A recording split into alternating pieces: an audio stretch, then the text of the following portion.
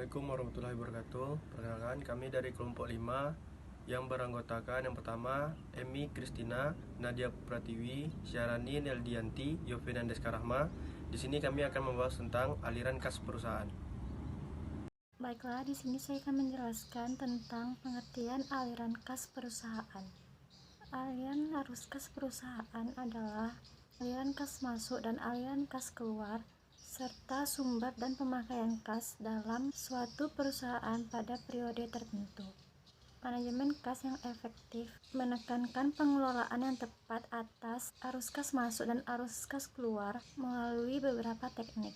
Salah satu tekniknya adalah sinkronisasi arus kas, yaitu situasi di mana arus kas masuk diselaraskan dengan arus kas keluar, menyediakan arus kas saat diperlukan, sehingga memungkinkan untuk mengurangi saldo, menurunkan pinjaman bank, memperkecil beban bunga, dan membesarkan laba, mempercepat proses clearing kas melalui proses pengkonversian suatu cek yang telah ditulis dan dikirimkan menjadi uang kas dalam rekening yang dibayar. Kemudian ada beberapa manfaat aliran kas, yaitu yang pertama, memberikan informasi tentang penerimaan dan pengeluaran kas perusahaan dalam suatu periode akuntansi. Yang kedua yaitu membantu para pemodal dan kreditur untuk menilai kemampuan perusahaan. Yang ketiga, membantu para penilai pemakai laporan untuk mengetahui alasan-alasan tentang perbedaan antara laba bersih atau laba akuntansi dengan laba tunainya. Yang keempat, membantu para pemakai laporan keuangan untuk menentukan efek dari transaksi-transaksi cash dan non-cash investing serta pendanaannya terhadap posisi keuangan perusahaan. Kemudian kategori aliran kas. Ada 3 kategori aliran kas, yaitu yang pertama, aliran kas dari aktivitas operasi. Kategori ini merupakan aliran kas yang diperoleh dari kegiatan usaha perusahaan. Kegiatan utamanya yaitu menghasilkan barang atau jasa dan menjualnya. Kegiatan ini mencakup penerimaan kas, misalnya penjual barang atau jasa tunai dan penerima piutang. Kemudian yang kedua adalah aliran kas dari aktivitas investasi. Menurut Sumarso, aliran kas dari aktivitas investasi ini adalah perolehan dan pelepasan aktivitas jangka panjang serta investasi lain yang tidak termasuk setara dengan kas. Contohnya adalah perolehan atau penjualan aktiva tetap dan investasi. Dan yang ketiga adalah aliran kas dari aktivitas pendanaan. Aliran kas dari aktivitas pendanaan adalah aktivitas yang mengakibatkan perubahan jumlah serta komposisi modal dan pinjaman perusahaan.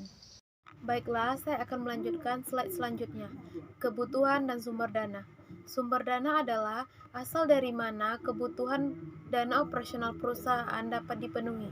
Sumber dana perusahaan dikelompokkan menjadi 3. Yang pertama, sumber dana jangka pendek. Yang kedua, sumber dana jangka menengah. Yang ketiga, sumber dana jangka panjang.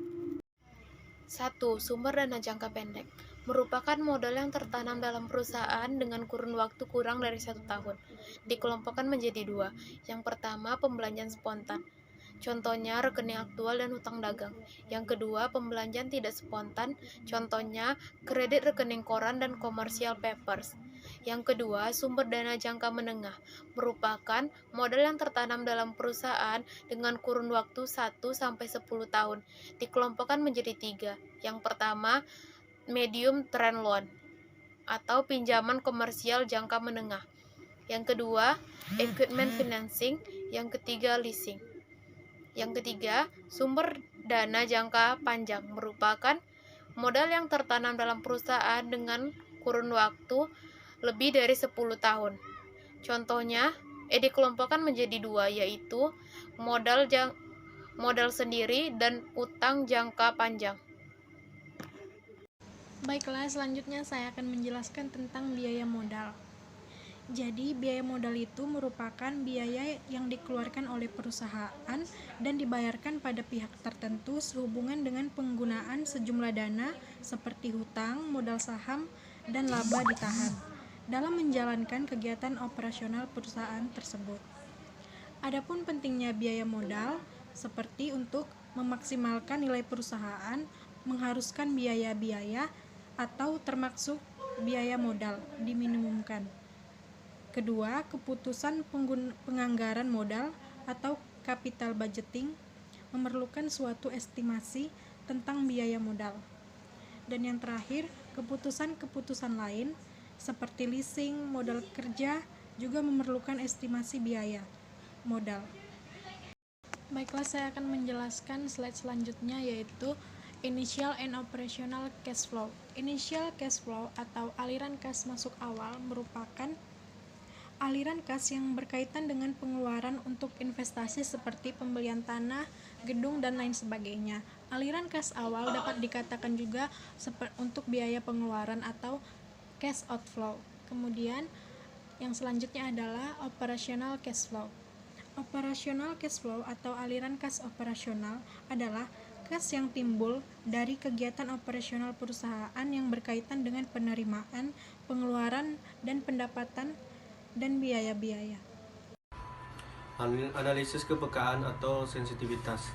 Analisis kepekaan merupakan analisis yang dilakukan untuk mengetahui akibat dari perubahan parameter produksi terhadap perubahan kinerja sistem produksi dalam menghasilkan keuntungan.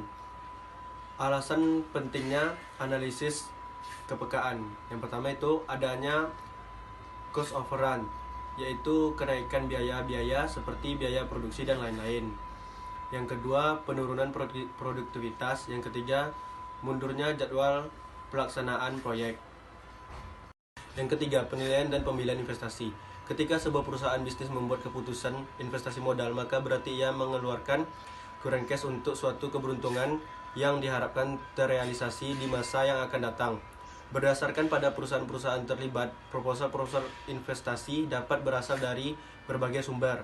Dalam pengambilan keputusan terhadap beberapa pilihan, kita akan memiliki beberapa peluang yang berbeda dari masing-masing pilihan tersebut.